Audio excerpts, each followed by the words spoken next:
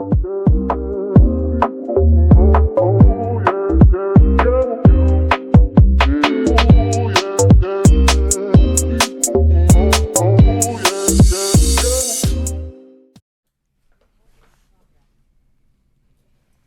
right. What you told me? What you told me to stop? What? I What just were you want to. gonna say? I just want to hear what you're gonna say and Oh, get it recorded because yeah. I know it's gonna be I think sizzling hot. I think honestly, where this really began for me, as far as the problems or the perceived problems, was when they were talking about the ticket prices. Yeah, When they exactly. revealed the ticket prices, it was like, oh, that's not good. Um, like, just, you know, I'm honestly still like I'm still really confused as to why the only reason why they decided to race on like in Vegas on the street like this down the Vegas Strip Hmm. is because of the show, Sure. the Yeah. show, the spectacle. Hmm. And I do genuinely worry that this is setting a precedent for future races. You know what I mean? Like I Yeah. worry that like Silverstone is going to suddenly set up like, giant flashing spotlights and have like some, celebrity, introduce the drivers under like a cloud of steam and like, they're going to do some crazy, Yeah. over the top display. Hmm. And like maybe I'm sounding like some old curmudgeon, a sort of like old ways are best, but like, I mean, I don't know, man. You know what's interesting about what you're saying is that I think what's happening is that there was a calculus that was done of what the average American sports fan likes, right? Yeah. And the outcome of that calculus was what we saw in Miami with like the pre-show hype machine, whatever that was, and it's what we've seen in Vegas now, right? They think this is what the American racing fan wants or the American Right. sports fan wants.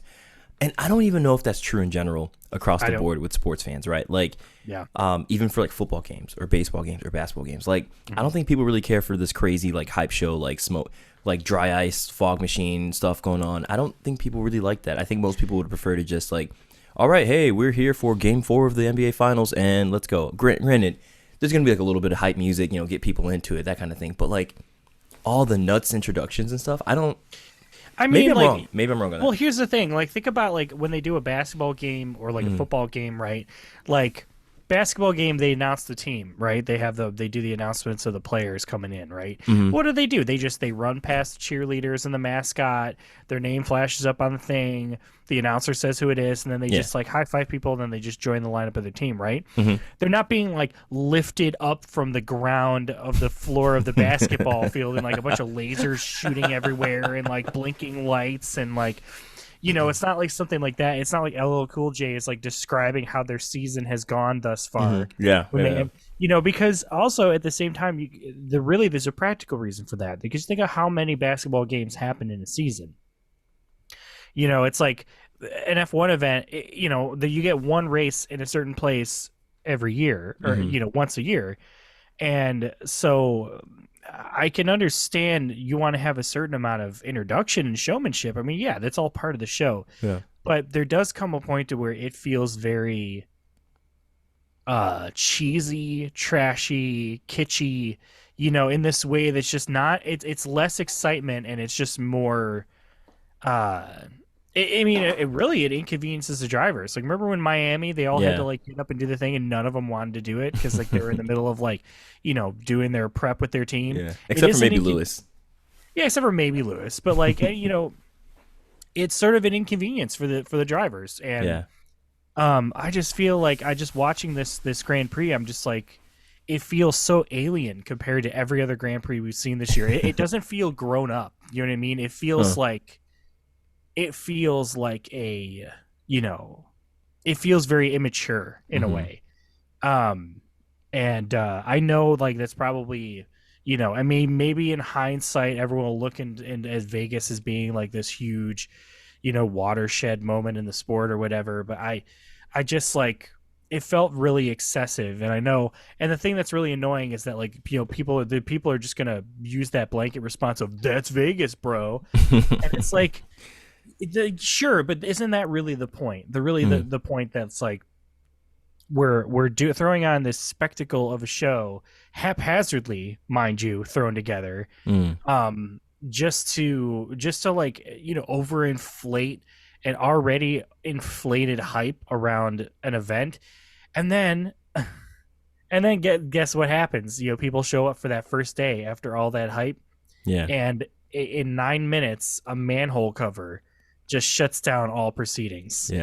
And well, you know what? Real quick, welcome everyone. Idris and I are obviously talking about the Vegas Grand Prix here.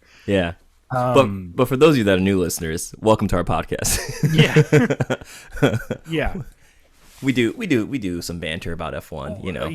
And this one's been a long time coming. We've been talking about previewing Vegas for a long time. And, I think I mean, there's a lot to discuss here. There's a lot of... You watched all the sessions, right? Yeah, I watched. Only session I missed was FP3. Okay. But I did see FP1. All 9 minutes of FP1. I mean, there's no excuse to not miss it. I mean, it was literally 9 minutes. You know what's funny though? I watched the highlights of FP1, and the highlights were 7 minutes and like 50 seconds. It's like, wait, you cut out a minute 10 of what happened? You could have just played the whole thing. The whole thing. Yeah. So, yeah, I think what's funny about this, you can examine this weekend in a couple of different ways, right? Typically, we always go for the qualifying, like let's talk about qualifying, and then let's talk about the race, right? What's really interesting about this Grand Prix is that we can talk about the pre-race drama. That's pretty much like the build-up to the actual event itself. All the stuff that happened, like literally the day before the free practice hit, and then there's all the issues with the free practice sessions, and then qualifying in the race day, you know? So there's a lot more sandwich to bite into today. I think one thing I wanted to just talk about, because we kind of already addressed the pre-race show, all the build up to the actual event.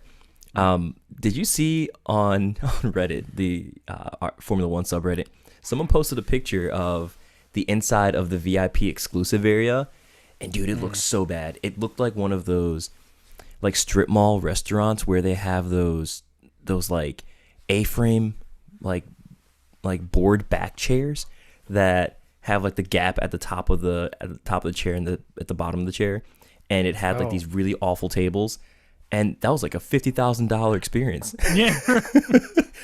Everything, like that image I feel like represented, and I'll try to find the image and link it in the episode in the show notes for this one, but I feel like that image just represented perfectly like everyone's feeling about this. Just like, whoa, this is a lot of money you're paying for not a whole lot, you know? Now, the racing aside, like, because I think there were some fun things about the race, and we'll get there, but it's just, I don't think there's ever been, I'm going to say I think there's never been an event as crazy as this. That's not true, clearly. I haven't been to every single F1 race or watched one, right? But I don't think we've watched one in modern times that has been this, like, full of drama and full of weirdness going on outside of like Spa 2021, where they got rained out and the FIA was like, thank you for your attendance, fans, we'll see you next year. Well, I mean, there are, you know, that was the thing, you know, people were saying that like, okay, you know, you have your you have races that are delayed or they have their, you know, what is it? Their they like have delays because of rain. Yeah. Like weather delays, that's normal, right? Weather delays is normal. You have delays because of like some sort of like issue with like barriers, or like, you know, like sometimes you get like things where it's, you know, it's a I don't know, something on the track, like maybe there was a crash in like a seat and like the cars beforehand, they destroy a barrier and it needs to be, you know, fixed up or whatever. But like apparently, and this is what I've been told. This is what I heard when I was watching. When I was watching the practice sessions, they were talking about how the track wasn't like officially greenlit for the actual race until like an hour before the practice session. Like, I mean, Yeah. like really, like I mean, like I know because it's a street circuit, the streets are operational, and so like only so many people can drive on drive on the streets, or they can only so many people can what is it they can only have it closed off for so long. But at the same time, like this should have been caught, I guess is what I'm trying to say. Yeah. Like this should have been caught. They should have known. Like, I mean, like they use basically like good, like great stuff, great stuff. It's like just expanding foam to like hold the manhole cover down. Yeah. But here's the thing, okay? You say what you will about whether or not it wasn't prepared well enough, like it wasn't, I think that the three biggest egregious things about this whole situation, right, was one, they had to cancel the whole session. Yes. Yeah. So it was just done. No more. No, like and there's no support races Specifically FP1.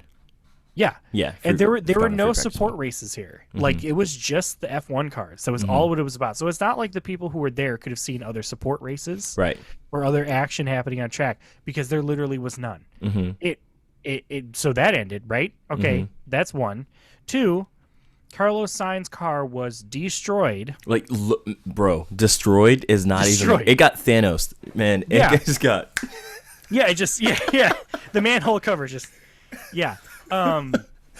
absolutely decimated. And like when you see the footage of the spark, like when it hits, it was like a fireball, dude, behind insane. the car. Insane. I mean, and so okay, that's a bummer, right? Yeah, Was big it time. Carlos's fault? No, not at all. Absolutely not. He was driving on the track. And what's frustrating about that? Why couldn't the FIA? Because he ended up getting penalized for that, right? And carried a 10 place grid penalty into the race for that. Why couldn't the FIA just pull out like a force majeure, like kind of clause, right?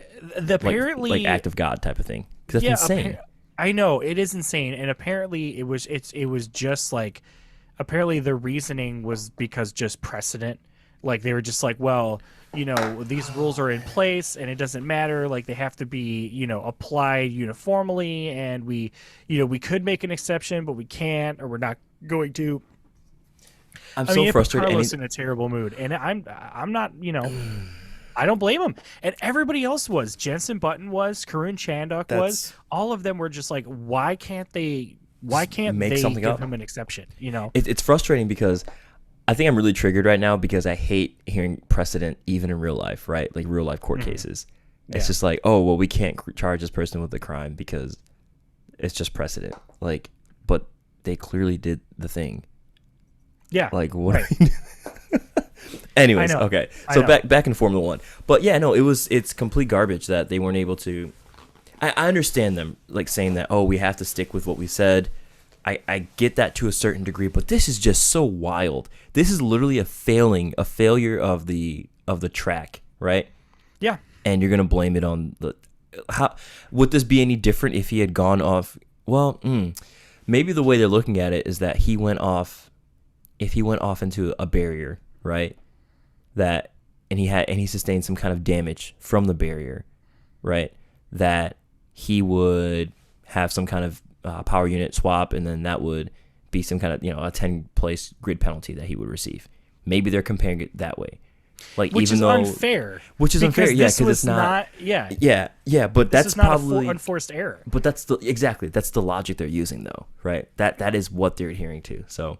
It's ridiculous. It doesn't make any sense. It's so stupid. Yeah. Oh, Carlos deliberately drove over a loose manhole cover that he knew was there, and it destroyed his car. That's absolute nonsense. Absolute nonsense. I couldn't believe it. Yeah. Like adding insult to injury doesn't even, it doesn't even cover it. And then, the third thing that happened, right, was the people who were in the stands to watch some race that paid for their entrance into Yeah. the paddock area, they were all just vacated. Yeah. They started FP2 at 2:30 in the morning. It was like an hour and a half after. Yeah, correct. Apparently from what I've heard, people were leaving, they were hearing the engines cars start up as they were being forced to leave. And being told to leave, yeah. Being told getting to leave. booted out. And yeah, go ahead. I was going to say, and they're also now conducting a practice session for like the better part of like an hour and 40 minutes at 2:30 in the morning. Yeah. Near all the hotels. And then on top of that, right? These people they get kicked out, and what was the reason?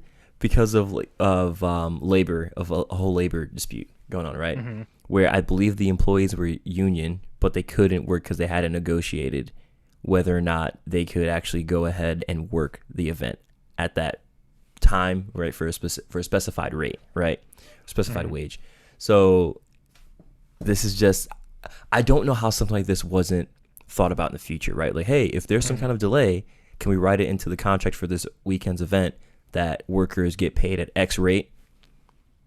Just even that conversation, did that happen? Right. It seems like it didn't, because everyone was just like, oh, well, that'll never happen. Like there won't be any kind of delay. That's never happened in Formula One before, right? Like right, yeah, like everything's gonna go so smoothly. Yeah, it's like for a city that's all about taking bets and taking chances on things, like they really, really, really did a terrible job at this one. Yeah. And then I think the worst thing though is that all the people apparently who missed out on that FP1 session, and people who paid for their tickets for that day, they were given $200 merchandise voucher. Yeah, like, let's just pay to the company store, basically. That's like, it's 95% of a Ferrari hat at the merch store.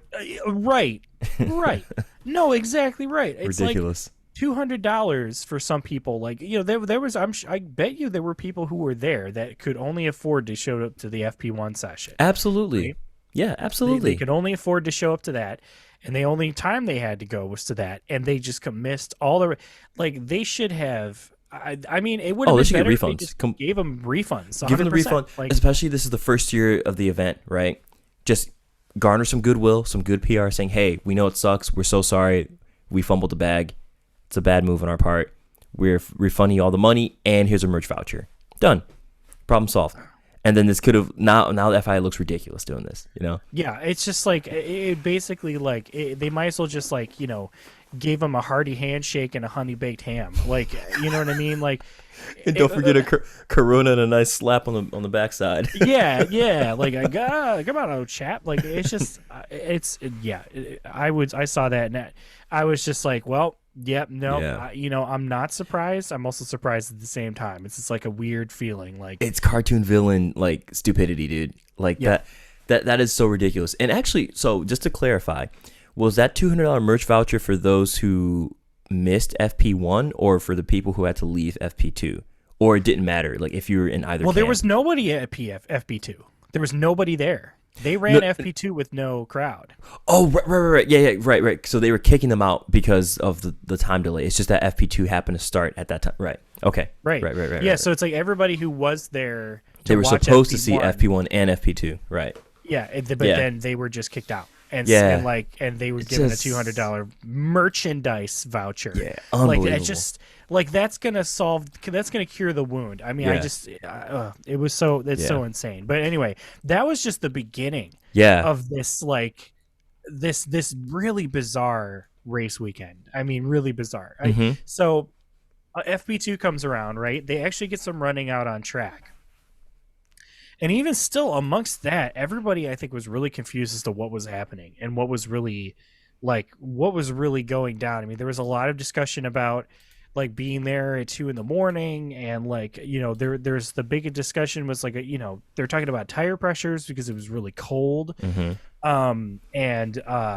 just not really knowing the track, which sure, although most of the track is just a straight. So I can't imagine. I can't imagine it's that difficult. compared to some other ones that they have to memorize. But even still, there's some valuable data that was missing, right? Sure. And you know what was really interesting watching FP2? Did you feel didn't it kind of remind you of 2020 a little bit? Oh, just how like barren the stands were. Yeah. Yeah, well, like just no one's kind of there. Like how quiet everything was. Yeah, You know what I mean? yeah. Yeah. Honestly, 2020 was an interesting season to watch, though. So it was actually cool to just kind of be able to focus on just the racing. It was very much an anomaly, but yeah, this is definitely a throwback to that. Absolutely. I think that that's sort of what's interesting about it too. Is it's like Vegas being like this huge over the top spectacle, and then their FP2 practice session is just done literally in the in the dark. At night, no one's there. There's no pomp and circumstance. There's no show for the crowd. They're just running around the track, just doing. So then, did it really happen? Right, you're right. No one saw. Yeah, but we did get some good running. They were hitting some really high speeds down at the end of that straight. I think they said like they were. I think what was it? Was it the Williams or maybe it was the McLaren? Somebody was hitting up to like 2. I think it was the McLaren, because the McLaren, I think Oscar Piastri ended up with the fastest lap of the race, so I think he was hauling during the race time. Yeah. Yeah, the RPMs on the cars were getting really, really high up at the end, up at the top end of that that straightaway. What were your thoughts when you were watching practice? Like, what did you think that the race was going to feel like? Because honestly, watching free practice, I don't know. I never take too much stock into what I'm seeing in the free practices, outside of just, okay, you can expect the track temperature to kind of be like this. You can expect these kind of compounds, that sort of thing. But I don't know. As I was watching it, I think the only thing that really came to mind was just that, this feels like it's going to be kind of a snoozer, right? I was surprised. There were a lot of spin outs, right? Folks just kept messing up. Just because their tires hadn't been warmed up yet. And I think that was like the biggest variable that I thought would be the most interesting add to the race, right? And I think we definitely saw some of that, right? So that was cool. But I thought it was going to go one of two ways. Either that it was going to be a snoozer and kind of processional, kind of like Monaco. Although I'm not saying Monaco's a snoozer. Like, qualifying Monaco is awesome. The race, sometimes processional. Or that it was going to be really exciting because there's going to be lots of overtaking. And not necessarily overtaking by like forcing errors, but more unforced errors, right? Where people would just be spinning out because they don't have good like temperature in their tires, right? So, what did you think? What was your mindset? Well, my thought was it was just gonna snake out into a big DRS train. Because we saw like, some of that.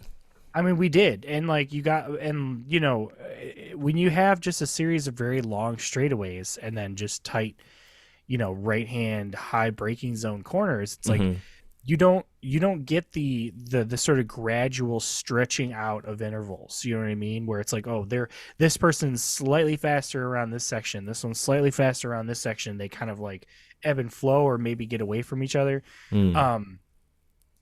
Like, the slipstream in these cars is pretty powerful. You know what I mean? Like, even if you're not using DRS, like, it's pretty high end for top speed. And we know that the Red Bulls are fast, but we know that like there are some other fast cars out there, non-Red Bull, like the Williams were really, really quick in a straight line. Yep. You know what I mean? Yep. And it was funny that was really interesting to watch as the race got underway too, just watching them trying to pass each other on these long straightaways. It was just sort of a who could outbrake who at whatever given point, right? But what I did tell you watching practice, and I think it definitely translated into the race, and that was that if there's anything positive I can say about this track is that it gives you a very, very, very good sense of speed. Absolutely. You have these really nice landmarks, like you see all the buildings in the background, and so you get like a physical point. You can be like, man, that's really fast. Like, they're really booking it. These guys are hauling. Absolutely. Yeah, and so that I think is the only. I honestly feel like this Vegas track is just a less exciting Singapore to me. You know what I mean? Yeah. It looks like Singapore. I'm actually gonna counter on that. I actually like the lights in the buildings. I think that is a nice touch. I think it's beautiful. I think more so, and it's more striking, I think, than Singapore in certain ways. But yeah, I would say yeah, it definitely does feel like if Dr. Pepper, if Singapore is Dr. Pepper, this is definitely Dr. Ah. You know what I mean? Like it's got the same flavor, it's got the same type of profile, but you're like Mr. Fizzy Pep. Yeah, you're like Yeah. I don't think they're using real sugar here. I think this is high fructose corn syrup, and I can taste the difference. You know what I mean? Yeah. Well, I mean, yeah, those were great. You know what I mean? Like I didn't have any problem with the lights. Like the big dome was crazy to see. Oh, the sphere is hilarious. Seeing all the casino. Oh, yeah. Just that the yellow face just always giving like the side. Yeah. Yeah, Excellent. it's this wild. Like, I mean, did you see when they had the safety car? It like turned yellow. Yes, yeah. Car? I Like, thought that was a nice touch. That was cool. Yeah. I don't have any problem with the way like it looks around, like because I think you're right. But if you were to take all of that away and you were to just lay this track out in open field, Oh yeah, it's boring. like it was like this kind of like Singapore has like some interesting chicanes and stuff kind of happening and like tighter corners and tighter. I think it's definitely a more difficult to pass in Singapore than it is in Vegas. But Yeah. it also it's like you compare this to the Jeddah track too. Like Jeddah is kind of technically a street circuit as well. Yeah. And it also has that like just those really sort of I think Vegas only has one really dangerous portion of it. I mean, I felt like it was a pretty dangerous track most of the time. But Are we talking the pit lane exit? Yes. That's insane. Well, and let's talk about that because like run us through basically what happened at the start. Oh yeah. First so let's just get right into the race. So lap 1, you have Charles Leclerc starting on pole. I think at this point, Charles has gone 11 poles without converting them into a win or something like that. There's some stat on it. And Max is starting P2. So 3, 2, 1, checkered flag, or the lights go out and away they go. You have Charles just racing, and Max just like on the dirty side of the track, just completely positions his car in a position where they're heading into a left turn, right? So you have Max on the inside, you have Charles on the outside. Now remember, there was a big rule change or rule clarification that happened a couple of years ago because Max and Lewis in the 2021 battle, they ran into this issue all the time where it was a thing of if you're the car behind the car in front, right, at a certain point, you need your front axle to be past the rear axle of the front car if you're the rear car, in order to, I think, have somewhat of you have somewhat of a case to make if you're trying to get into the apex, right, into that actual corner turn. So very similar thing happened here where Charles was still kind of out in front, right, and they're making a left-hand turn, and you have Charles on the right side, you have Max on the inside on the left side, but because the track is super cold and they're starting like with very cold tires, and this is just from from a standing start, you have Max like turn really wide, right, and that forces Charles completely off the track, and Max went off the track too. Yeah, but completely. Yeah. Upon coming back into the track, you have Max out in front, and Charles lost the position, right? So that was a huge moment where I think instantly, like Charles was on the radio saying, Max this has to be corrected immediately. Max has to give that back, right? And I don't know, I was conflicted about this, and I want to get your thoughts on this, Gabe, because watching it, you could see that Max was far enough alongside where he had a case to make for, hey, this could be chalked up to a racing incident, but at the same time, it was so wide, right? The fact that he forced both Charles off the road and himself off the road, it's just like, yeah, that's a bit too egregious. Maybe even for a lap 1 incident, I don't know. So, lo and behold, later on in the race, we find out that Max gets a 5-second penalty for that. And, I think even if they hadn't given him a 5-second penalty, I think there may have been a case to be made that way, to say, like, look, it's a lap 1 incident, cold tires, it's a very cold track. I mean, this race is happening at what, 1 a.m. Eastern time, 10 p.m. local time, right? That's another thing. We're going to talk about the time that this race occurred at the end. That's one of my vibe checks. So you gotta factor that into consideration. And I think if it had been a warmer track, right? If they had started on softer compound tires, I think we wouldn't have seen that, and it wouldn't have been as egregious. I think it was just the fact that it was so egregious that they had to give the penalty for it. So what were your thoughts on that? So I was going back and forth. there was definitely trying to understand a clarification of where the apex of the turn began, because it's a long sort of a bigger swooping turn. There's no defined apex necessarily, or like a starting point. It's hard to judge. Sure. But looking at the footage, I'd say that at the beginning of that turn, the beginning of the entrance of that turn, like when the drivers actually start to engage in the turn, I think that Charles was definitely ahead of Max. Max's front axle was behind Charles's front axle. He was around, well, I would say like right around sort of in almost his driving position when they initiated that turn. Okay. So, which would mean that Charles needs to give Max racing room, right? Like, which he did. He gave him racing room. The problem is that, like, from what it looked like, Charles would have been perfectly capable of making the turn because he was right there. He was ready. Yes. Max was the one that suddenly had the cold tires, right? And started and pushed him to the right, really, like you said, really wide. I thought for a second that Russell was going to capitalize and pass both of them. Yeah, but too. I think he was. I think he was struggling to get up and around the turn. I don't think he could actually hit the power down. Right. When I saw that, I felt like I think honestly, Max did not have to dive into that turn as aggressively as he did. Yeah, and I think but it's Max. He does that every time. Well, sure, he does, but then that's the thing. At that point, it's like if your move is aggressive enough that it is going to force yourself and another driver off the track, that is on you. Yep. Max could have slowed down more to be able to probably try and make that turn a little easier, because like there were lots of people that managed it without incident. I mean. Fernando spun by himself, I think, is because he got cold tires. He just went spinning in. That was really lucky that they didn't have more damage from that, which is, I think, was the big concern for that first turn. So part of me feels, okay, yes. I think it's, Max can't necessarily be responsible for how the car is going to handle on cold tires, but at the same time I feel like he could have bided his time a little bit more, just a little bit, and just let that kind of get through cleanly. I think that if not give the position up, I think he should have shored the gap back. Kind of like, remember how he did that in was it Jeddah? He did that with Hamilton, right? And like didn't he like almost like brake check him basically, like you mean tried to give the gap? You mean the time that they actually collided in 2021? No, this was last year. Remember, it was like, or was it, maybe it was early this year.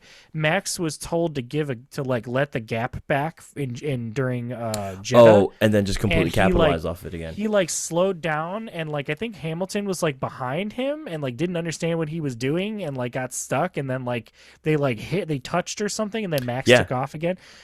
Like that was really shaky and not very good. But I think that he should have done something similar to that. I think he should have been forced to bring that gap down, not give the position back, but bring with himself back within a second of Charles Leclerc at the beginning. I think that would have been enough, in my estimation, so that he wouldn't have had to have a 5-second penalty, and they could have just continued forward. You know what I mean? Because he probably could have made the turn, and he could have made the pass had he not, just completely lost control and pushed him off. Yeah. So that's a good take on it. Yeah. I understand the whole, racing incident and cold tires. I get it. But I think that Max is really aggressive with his moves sometimes. Yeah. And I think that it's sort of unfair that he doesn't necessarily reap the repercussions of some of his aggressive driving. Eventually it will. Like, eventually he's going to get too aggressive. And he's going to either crash himself, somebody else, or it's just going to, it's going to end the race of him and other people. It's just going to happen. Yeah. And actually, there was when Max did get the penalty for that was later on lap 9. I thought this is so cold of Max. He said over the radio when he was told that you have the 5-second penalty, he says, "Yeah, that's fine. Send them my regards." Yeah. I mean, for real, what is 5 seconds for Max? Like, that's nothing. The guy just gangster, sneezes. Man. He sneezes and he's 5 seconds ahead of everyone else. You know, that's a bad man right there, man. Like, bro, what? Woo. Yeah. Well, speaking of losing it and cold tires, Bro, poor Lando Norris, man. what the heck was that? Yeah. And okay, so I was watching the F1 TV stream, right? Just decided to switch it up, listen to Coulthard and the boys, and their reaction when that happened was kind of like what we would be feeling as the viewer, right? Because you just see the camera kind of turn to follow, like, I think I forget who was in front of him, and all of a sudden you just see the camera shake, and you're like, Shake, oh, and you see some sparks, and you're like, what? You're like, whoa, what just happened? And then they're just like, whoa, what was that? Yeah. David Coulthard actually had, speaking of DC, he had some good one-liners. He was referencing TikTok at a certain point on the broadcast. It was great. Wow. But yeah, no, Lando just lost it. Yeah. It looked at the back end went out completely. In that camera shot tried when yeah, go ahead. I was gonna say he tried to catch it. Yeah, he tried to catch it, just couldn't. And like, what was wild? The car was like it slid for a very, very long time, right? So that floor was just torched. I mean, the car was torched, but at the same time, there was no hope of him getting back into that race. Like, right. Well, and that just goes to show you, like, a newly repaved surface that's not rubbered in it's it green. might as well just be like ice. Like, Yeah. just them sliding around. Yeah, We saw a lot of sliding. A lot of It was sliding. only inevitable that was going to happen. yeah. I And you'd know, expect it from some of the more inexperienced drivers, not from like Lando, not from Fernando. Right. Lewis was having a tough time braking at a certain point. He had to come pit like right away because of that. So Right. Yeah. Yeah. Well, a cold track. I mean, that's racing this late. Like the temperature. Like, yeah, it's just. We'll talk about that more. But, yeah, I mean, I'm glad Lando's okay. I know, he was kind of winded and disoriented. Which, I mean, to be fair, like, I think when you lose it, something like that. yeah, Whether adrenaline. it's like something breaking or something. Yeah. Yeah, Oh, for sure. adrenaline will be pumping. Yeah, no, McLaren had a really rough weekend, man. Yeah. They were both out in Q1. Yep. And then Lando spins. Piastri did as best as he could to kind of carry the torch. And obviously we had a couple of safety car interventions here, which also I would like to talk about that for a second.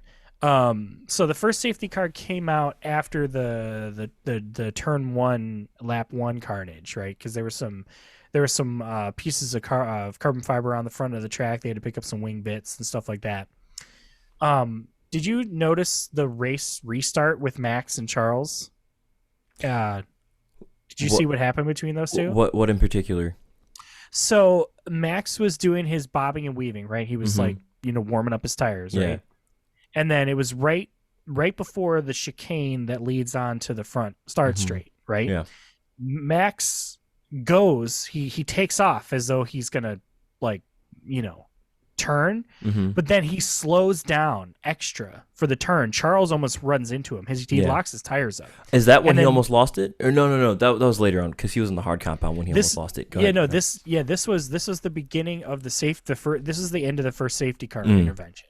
Max took off, and then right at so I thought like, oh, they're good, they're getting it on, but then he slows down way further back. He starts his braking zone way further back than I think Charles was expecting, because Charles almost runs back into the back of him. He has to lock up his brakes, and then Max takes off and goes to the chicane and is 2 seconds ahead. Yeah. And Charles gets on the radio and he was like, that was really dangerous. He's like, he took off and then he braked really suddenly. Yeah. And I don't think anybody really caught that, and nobody said anything about it. But I noticed it right away. I was like, what the hell? Yeah. And that to me, to me feels like a really dirty trick with Max. Yeah. And Max is like that. He has done that with safety car stuff. He likes to mess around with the safety car rules. Well, and not just that, okay, so you brought up the whole brake check of Hamilton. That was Jeddah 2021, because that was the season where things were really hot between them, right? Because this is towards the tail end where they were tied, or they were getting really close together as far as the championship points were concerned, right? And that was it was another thing too, where they were both really testy with one another, right? Where Lewis didn't want to give Max or I think Max had to give Lewis a position, but then Lewis didn't want to take the position back because of where they were on the track, because of the DRS activation zone, all that kind of stuff, right? But yeah, you're right. He does these kinds of things, and it's a little. I understand when you're playing sports or you're when you're participating in sports, when I say that, just to clarify, between like playing a physical sport like basketball or you're driving a car, right? You're going to do things to like give yourself an advantage in certain ways, but you don't want to ever do anything that's like dangerous like that, right? Because that can cause massive chaos, right? Like you can potentially, first off, not only off yourself out of the race, right? You can, knock out the guy who's behind you through no fault of their own, because you have committed to an action of actually driving the car and accelerating, right? Because during the safety car weaving, when people are doing that kind of stuff in the restart, you're allowed to do some like going back and forth within reason, right? But yeah, now that you're bringing it up, yeah, I know exactly what you're talking about, where he just like floored it. You're like, oh yeah, they're getting ready to go. But if you just slam on the brakes again, that's a brake check, right? Yeah. Like you can't be doing that, especially on an ice rink of a track with really cold tires. Right. Yeah. Asking for trouble. You can't take off and they'll be like, oh no, I'm just kidding. Like, still warming tires. Yeah. It's like, but don't dare hit me because I'm the champion. Like, I think that in this is the way I think IndyCar handles race restarts under a rolling start, under a safety car. They do it better. Yeah. They restart their rolling start across the start finish straight, and they do all those like line up, side by side with position, and then they wait for the green flag to hit, and then they take off.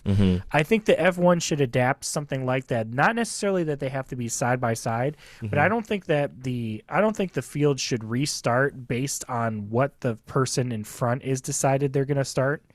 I think that it should be a defined thing. It should be when they come around to the start finish straight and the green flag flies. Then yes, I think that's how that should be. I don't like this like, oh, they're like, taking off and slowing down and taking off and slowing down and warming their tires and trying to play like some kind of psychological game of like who's gonna take off suddenly. It's like, I hate that. Just just like warm up your tires. You come around the first turn. You stay at your safety car space, coming up to the start finish straight, and as soon as you see that flag hit green, you take off. That should be that easy.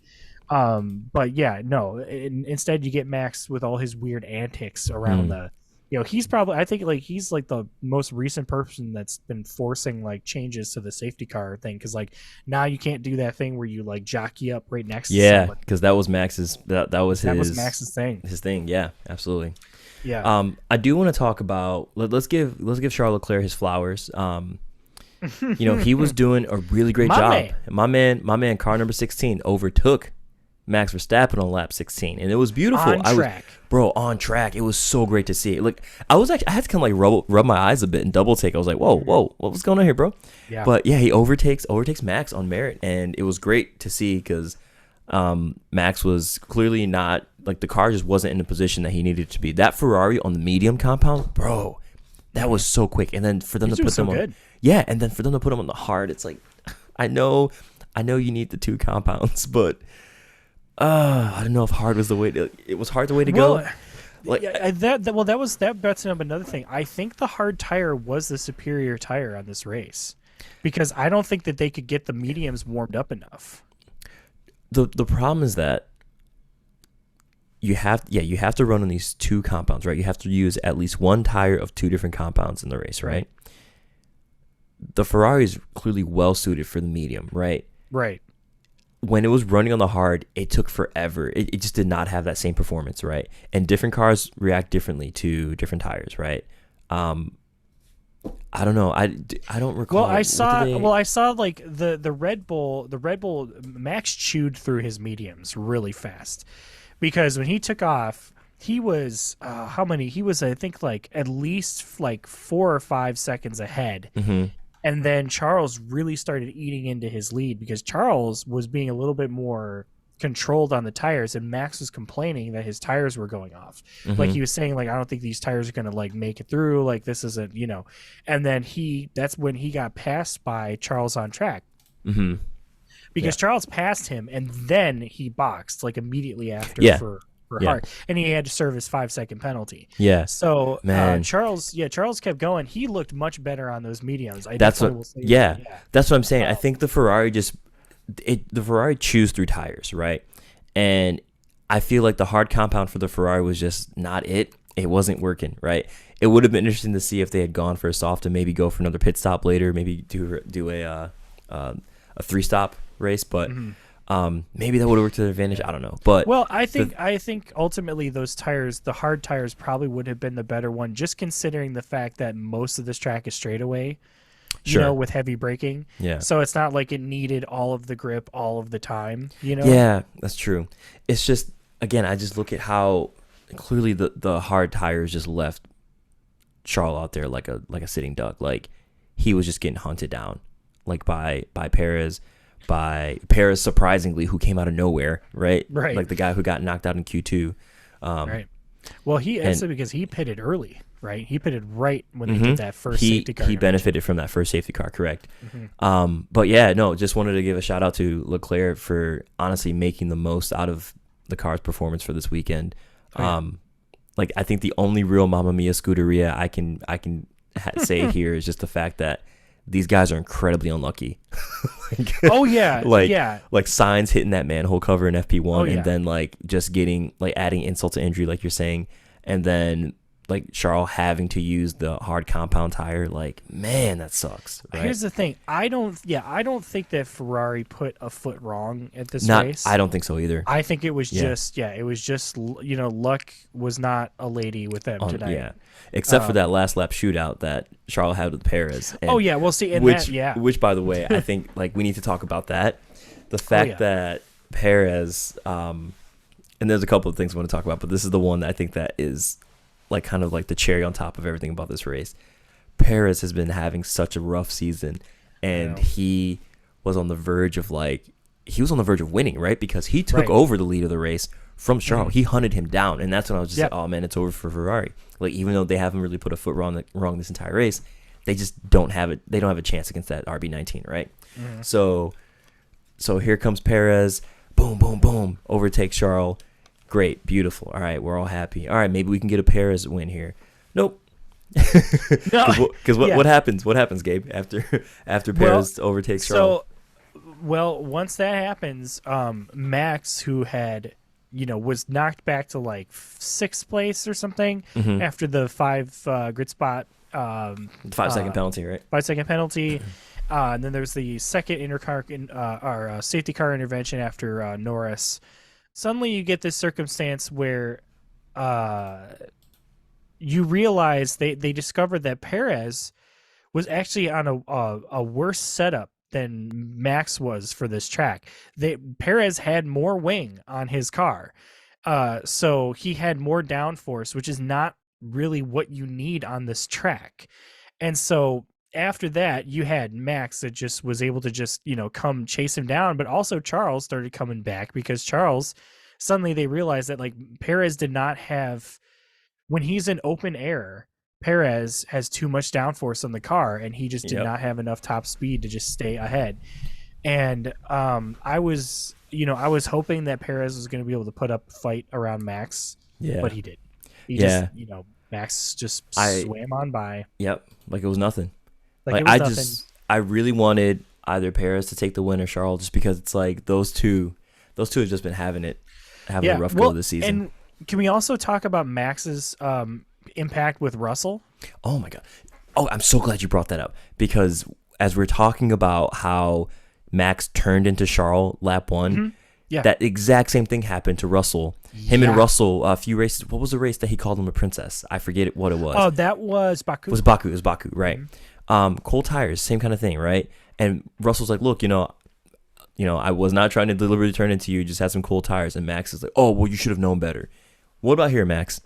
Yeah, right. No, when I saw with that, him and Russell. I was shocked that Russell got a penalty. I was shocked because Russell didn't do anything wrong there. Russell left him racing room. Yeah. Max started to lock up past the apex of the turn and ran into Russell. How is that Russell's fault? Yeah. He was, and Russell was way more ahead in the beginning of that turn than Max was with Charles. Max literally came out of nowhere and just plowed into Russell. I was so surprised that they said that Russell caused an accident. That didn't make any sense. Do you think the stewards had some money on Max for this race? Like, well, they are in Vegas. What's happening? Yeah. Like they are in Vegas. I mean, I would have, if anything, I would have guessed like at worst at worst, no penalty given, right? Just racing incident.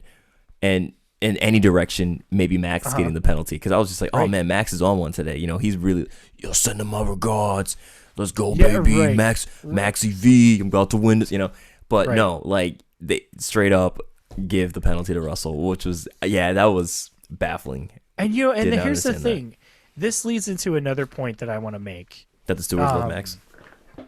Yeah, well, I think that, that was a joke, honestly, I think Max gets away with so much stuff that it creates a circumstance where I don't think people, unless you're Lewis or Fernando or Charles or Fernando or even Carlos, I don't think anybody wants to race with Max, even though they have the perfect right to defend against him. Like when he was carving up the field again. And I think it's because of instances like these where people Max got out the way. Yeah, people get out the way because they know that if Max pile drives into him, that it's going to damage them more than him. Yeah. And then he's not going to get a penalty, and he's just going to come after you at the end of the race and call you a princess or try and push you off the weight scale or something. Like, I feel like in some ways, like Max kind of exudes some bully behavior.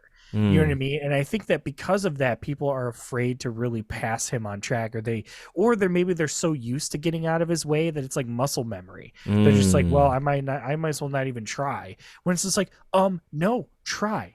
Like, you're racing for a position against him. He's not just charging up the field because he feels he has a birthright to win. Like, you can defend against, like, I think, who was it? It was, I thought Alonso was going to put up more of a fight than he did, but he didn't.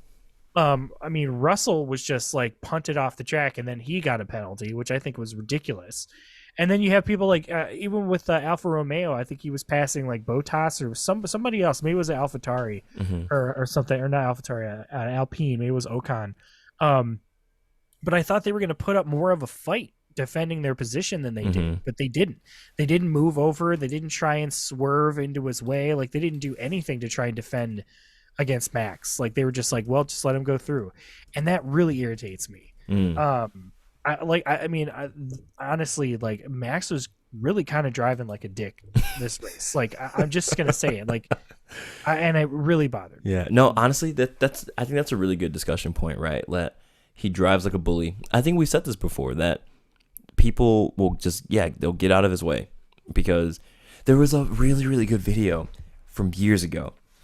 I think it was from 2020 or 2021. I can't remember. And Lewis was driving. It was for some PR thing where Lewis is driving one of the F1 media members around, and they're like, "Oh, what would you do in this? All right, let's say you're driving like this right now, and then Max is coming up along your side. What do you do?" And then Lewis just laughs and says, "Oh, get the hell out of his way." I gotta see if I can find that video. But yeah, it's kind of, everyone knows. Yeah, like, just get out of his way. He's just a pile driver. Yeah. Which, I mean, that is definitely a skill and an ability, right? That's one way to drive. Yeah, I mean, I know Ayrton Senna kind of had that. Like, sure, after his thing with Prost, like, he was just like, well, like, you just jumped out of his way because you just did not know what he was gonna, that you just knew that he wasn't gonna try and compromise his line. He was just gonna try and take the corner. Yeah, but I don't know. I mean, I feel like we're it's a different sport since then. Yeah. So, 100%. And since we're talking about two teammates there, Senna and Prost, let's come back to the future where we are. Verstappen and Perez, that last lap overtake, right? So I was saying, because I don't even think I finished that point of what I was saying earlier, but you have Perez, who has had like a rough go this season, right? And he is trying to just show that, yeah, I can do this, I got this, right? He can't get the win. Okay, great, I'll get P2, right? This will help me in the drivers' championship, which at this point I'm pretty sure he's got sealed up. He's second, right? Right. So Red Bull 1-2 for the drivers' championship. So you have Perez, who overtakes Charles. I think it was like on lap fit. Well, let's put it this way: Charles was hunting down Perez, I think, from approximately lap 48 or so. 49, things were getting spicy. 50, they get it done, right? And Charles is chasing him down, and then he overtakes him on the last lap, and Perez has to kind of, just sit in Charles's draft and then just punch out to the left. But unlike what it was in Brazil, he wasn't able to get it. I mean, he didn't get it done in Brazil, but here it was just even more settled that I don't think he had a chance there. Yeah, as I watched that, right? So, Perez passes Charles, right? Yeah. And part of it was because Charles locked up at the second to last corner. Yeah. I think it was like 3 or 4 laps tires from the end, right? He locks up, Perez takes over, and everyone was like, "Oh, well, that's it." Charles was back, I think, like 2 or 3 seconds at that point. After that, he was far back, and they decided, okay, we're going to focus our attention on the battle with Alonso and Hamilton, right? Mm-hmm. Yep. But you know what? In my brain, I'm like, this isn't over. Ooh. And what did I do? I was looking at the interval between Charles and Perez, and it was shrinking. Yeah. It was like 2 seconds. Then it was 1.5 seconds. And then it was 1 second. And I'm like, I told Lauren, I'm like, Charles is catching Perez. We need to see this. Yeah. And they were, and then all of a sudden, you hear Crofty is just like, oh, well, it appears that Charles, I think he's starting to catch him. I'm like, oh, no. He's caught him. Yeah, he's caught him. He's already caught him. He was well within a second. And I was just watching it and I'm just thinking, oh, he's got to be able to do this. So I was just willing it into existence. And I knew Charles was going to have to take the one moment that he could. It was going to have to be at the end of the straight, and it was going to have to be him outbraking him. And then what happens? Boom. He just right there. I just jumped up. I started clapping. Yeah. I was just so stoked. I'm so excited for him. So excited for Charles getting a chance to fight. And he stuck it. He made it happen. And I just good for him. I feel bad for Perez because I would have really liked to see a Perez win. Yeah. Perez, people called him the Minister of Defense, but honestly, I don't know if that title is holding up to him anymore. Well, maybe it's more like the Defense Against the Dark Arts teacher, where you get a new teacher every year at Hogwarts, right? Yeah, that might be more appropriate because what happened to the last guy? Well, that's why I think maybe this year we need to dub a new Minister of Defense for the season. Which honestly, it's a cursed position, Alonso. So you think so? Yeah, I can't. I mean, I'm trying to think of some of the other really intense defending, situations that we've seen, and that Alonso Perez battle was pretty intense, and it was a lot of defending from Alonso a lot of the time. Yeah. So, but anyway, good job, Charles. At the end of the race, they all loaded into a Rolls-Royce Phantom and had one of the most awkward ride-alongs I'd ever seen. I mean, I'm pretty sure it bypassed the Wayfarer chair as far as awkwardness. I don't know. This is what I mean. Why do they think this is what American sports fans want? It's probably so smelly in that car. It's so weird, man. They're all sweaty. I mean, I'm sure it reeked, and I'm sure they didn't want to sit next to each other. Really, really weird, very awkward. But and also I saw that the one guy jumped in in the middle of them, he didn't get in the passenger side, which is what he was supposed to do. It was really strange. This whole weekend was really odd. I'm really happy for Charles. A part of me really wonders what could have been had Carlos not had that 5 grid spot penalty. I think he probably would have been in a better position to defend for Charles or try to mix things up because both Ferraris were looking really, really good. It's just that, Carlos just had his penalties and there's nothing he could do about it. Yeah. So, I'm feeling ready for some vibe checks because we got lots to say. Right. Well, yeah. Let's close up with our vibe checks then. What are your big takeaways from this after? A couple things that we didn't talk about. There was some, for all the drama and trash about that surrounding the race. During the race itself, there were some excellent battles on track. Oh yeah. You had Sainz versus Alonso. Hamilton with that overtake on turn 3 on Magnussen. Ocon and Gasly had a great battle too. Ocon and Gasly had a great battle. Yeah, Piastri versus Magnussen. You had Ocon on Sargent. It was just so good. And people Hamilton took over at the same turn. I forget who it was. He overtook 2 different drivers. one on the outside, one on the inside. It was excellent. Yeah. Like, Oh, yeah. that was really, really fun to see. So it seemed like the drivers were out there having fun, enjoying themselves. One thing I picked up from the broadcast was that Magnussen was running on the new spec. So the new spec Haas car, man, that Haas is quick, man. That car is quick. They've had a lot of just misfortune this season, it feels like. Oh, yeah. And I would love to see what this car could have done if it were being driven. I'm not trying to call out Hülkenberg and Magnussen and say they're not good. I think it's just a lot of bad luck. And also, maybe there are some quicker drivers who might be able to eke something out of it. Well, yeah. Did you? So I went ahead. I know you saw it, a little bit of it. Yeah. I went ahead and did that little breakdown. I sat down and I took all of the qualifying finishes from this year, from all the drivers and all the teams, and I counted the qualifying finishes as if it was a race finish to see. Basically, the idea is if they had qualified, how they would have finished in a race, like where would everyone have been. And Haas would have been 4 spots up in the Constructors' Championship had their qualifying performances been the race results. Yeah, because it's a good car. They qualify super well, but they just cannot translate that into the race. We also saw that with the Williams. The Williams qualified very well, and then they just immediately got swamped out. Yeah, and we'll go. And so, if you don't know what analysis Gabe is talking about, we haven't done that on our episodes yet. So we're planning that for some postseason content. Just get ready for that. This is about to turn into a real data analyst, Excel spreadsheet, nerd dream, fever dream. It's gonna be dope. Yeah. Our Instagram posts are just gonna be just Excel sheets. Just like if you look at sheet A, you can you just have to present them. Just get a big square glasses and just like a little laser pointer. How to use pivot tables. Right. But it was some really interesting data there. So yeah, it was interesting because that made me think like, oh man, has Hulk just been running on the stock spec the entire season? Because I haven't really been following Haas's like race to race weekend changes as much as some of the other teams. Just because I've kind of felt like they've just been down and out. But that's kind of all I really wanted to say about Haas. I think the biggest thing I wanted to talk about was just how this race, oh my God, if I get your crap together, this is such a slap in the face of motorsports fans, right?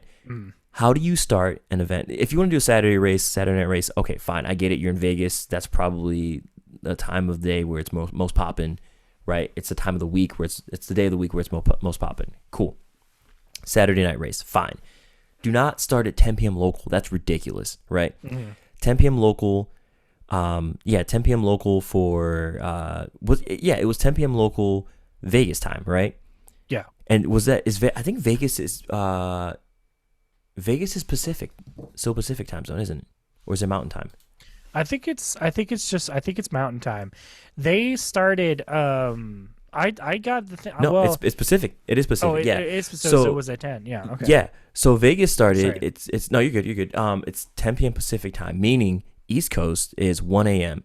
So for those of you that are a little unfamiliar with like the geographical layout of the U.S., most Americans live in Eastern time zone, right?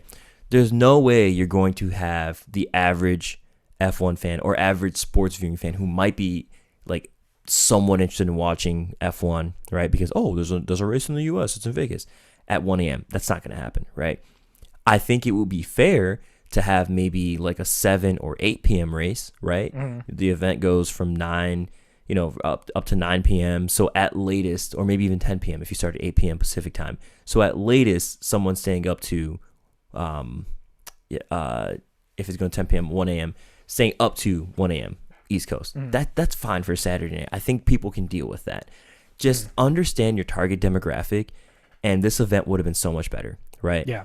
Like, get your stuff figured out with workers and employees and making sure that you have all their working hours like allocated correctly, whether or not they can actually be there so people can watch the event that they paid for. Give people a refund on the tickets they spent on that day that they like spent a lot of like energy and time to get, right? Like they have to work in order to spend that $200 to actually attend FP1 and FP2, right?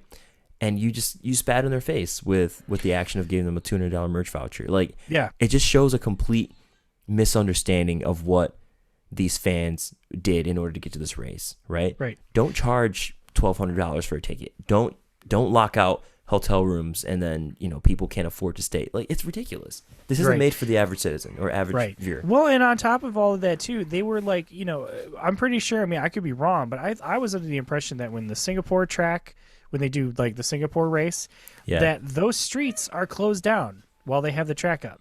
That's just you don't drive on those roads because it's closed off for the racetrack event, right? But apparently in Vegas, they like opened up the street. They opened up the strip for people, like cars to drive down, just like it would normally be. And I'm like, wait a minute, guys. Like, that could cause a lot of problems. You could have a car accident that spills gas and stuff all over the track that you then have to clean up before. Like, you could, and also it created like there was like a curfew. Like, it was supposed to be able to have them out at like 4 minutes or at like 4 o'clock in the morning or whatever was supposed to be the cutoff point, and then normal traffic could resume on there. It just logistically, it was a nightmare. Yeah. And it caused a lot of disruption, unusual disruption. I know there were people that were really mad about like them pulling trees down in Vegas, like, because they're like, oh, those trees have been there for 40 years. It's like, okay, yeah, they were there for 40 years. They're not indigenous to Vegas, but also Vegas does not have any contempt for history. Like, there are the most famous casinos and like famous landmarks in Vegas that were there for however long. Like, Frank Sinatra's first gig happened at like the Stardust or whatever. They don't give a shit. They just shut down the Stardust and just demolish the whole thing to pull something else out. They have no contempt for any sort of iconic thing except for maybe the Vegas sign. But I bet you that if somebody else designed a new Vegas sign and paid enough money, they would just tear it down and put up a new sign. Like, that city does not care about precedent or what remains. They will tear it down in a heartbeat if they think they can make a buck on it or make it new. So I'm not surprised that they would tear down trees or do whatever they have to destroy the strip. I'm not surprised by it. Yeah. I think I agree with you. I think it was a stupid time to have the race, not only because it was inconvenient for people, but it was also very not good for the cars. The track temperatures were really difficult. They didn't get enough running to really understand what was happening. And remember, we were supposed to get FP2 was supposed to be earlier in the day. It was supposed to be, I think, at like 4 or 5 in the afternoon or in the evening.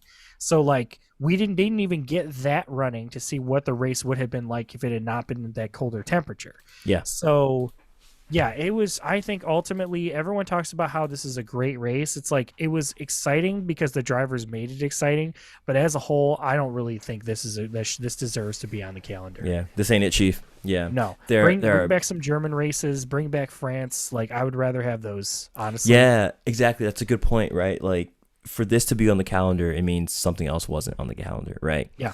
I think already we're at a point where there's too many races. You could actually probably scale it back to 20 tops, right? And then just do a thing of rotating tracks out, right? Have your staples, have your Monaco, have your Monaco, have your Spa, have your Silverstone, have your Montreal. You know what I mean? Like Monza. There are definitely tracks that are going to be there, and then have like, or what might be really fun is if you did like a fan vote. Hey, what tracks do you want to see on the calendar in 2 years, right? Do it 2 years out so people have time to plan events, that kind of thing, right? That'd be great. Would they ever do that? No, because they're greedy, and they've shown that with everything that happened this weekend. And I was also really irritated hearing all the commentators being like, "Oh, this turn is going to go down in history as one of the greatest turns in F1." I'm just like, "No, it's not." Like, sit down, Martin. Okay, sit down, calm down. Like they were doing everything they can to make this race seem like it was the most insane, exciting, brilliant thing ever. And I'm just sitting there, I'm just like, no, it looks like a pig that's on its back. It's got a lot of straightaways. Like, I was not super impressed with this track. I was not super impressed with how it went. Just, it is what it is. So, you know what? It does look like a pig on its back. It does. Yeah. Yeah. That was the joke. Like, I almost sent you a meme that was reference. It was from a scene from Rush, but I didn't want to spoil it for you, because you still have to watch that movie. Oink oink. Yeah, it's just it looks ridiculous. It's just not. No, I think they could have made a more interesting track had they tried. Find some other place in Vegas that doesn't involve the strip. They could have made a track layout for. But Who knows? Maybe they'll make changes next year because this is still on the calendar for next year, isn't it? Yeah, yeah. Yeah. Looking at the track layout, I think what's so wild about it too is that they actually built in a paddock, so they're committed. They're fully committed. I know. And but like I wish they could just pick up all of the materials from that paddock and just build it somewhere else outside of the city, and just make a purpose-built racetrack with a casino in the center. Mm-hmm. You could put a bunch of neon lights up and around, do the whole thing. I don't think they're not going to though. Yeah. All right. Well. All right. Yeah. Well, thanks everyone for listening. You can listen to us anywhere that you get your podcasts. If you want to hit us up, please feel free to contact us on Instagram, TikTok, YouTube. We have all of our episodes uploaded on YouTube. Like and leave a comment. That would be great. Subscribe there. You can also find us on Twitter at F1 or F off. Or you can email us directly. Yes, all one word. You can also email us directly at F1 or FOFF@gmail.com. Please give us a 5-star review wherever you listen to your podcast. Leave comments. Let us know. And honestly, let us know what you think about the Vegas Grand Prix specifically too. Give us your thoughts. Send us some messages. We'd like to hear from you. We'd like to, let people know what everybody else is thinking. Yeah. Because this is the third race in America that we have, and honestly it's I want us to be successful here in America with our racetracks, but I don't know if Vegas is it. Honestly, I don't think Miami is it either, but even still, I will say Miami's a more interesting track. Miami's better. Yeah, Miami's more interesting for sure. Were you ever think you were going to say that? I don't know. I never thought I'd say that. Well, I think the problem was we just didn't know how much of a disaster the Vegas GP would be. What I'm interested to see after all this, after the dust is settled, is just to see, all right, how did it fare financially, right? What was the social media buzz? Did the drivers like it? Because right now the drivers, from what it sounded like, didn't care for it, right? Especially Max. Bro, I know we just did our outro, but we got more content. The fact that Max was just laying it in every single chance he had about Vegas. They're like, "Oh, are you excited about this track?" And he's just like, "No." He's like, "Do you like doing the media stuff?" "No, I don't like doing any of this stuff. I'm contractually obligated." Man, I love it. He's been cold all weekend, bro. It's excellent. He has. Yeah, he has. He was and you know what? I'll give Max some kudos for that because I do also genuinely did not care about. Because we need that, right? You need the faces of the sport to call out bullcrap when they see it, right? Yeah. You have to, or nothing will change. I mean, I think it was thrilling for how high speed it was, but ultimately, I don't really think it made for a good race. I was thinking halfway through they might as well just be on an oval. You know what I mean? Because it was effectively an oval with just some sharper turns. You know what I mean? It was just straight, curve, straight, curve, straight, curve, straight, curve, straight. That's the problem with the street circuit, right? You're fixed. It is a problem. You're fixed the geometry you have. I know it is, but they could find some other layaway. I just think we need more tracks, purpose-built tracks in this country that can handle F1 races. So hopefully we'll get them. But all right, well, thanks for listening. Anyway, Viva Las Vegas. Vegas.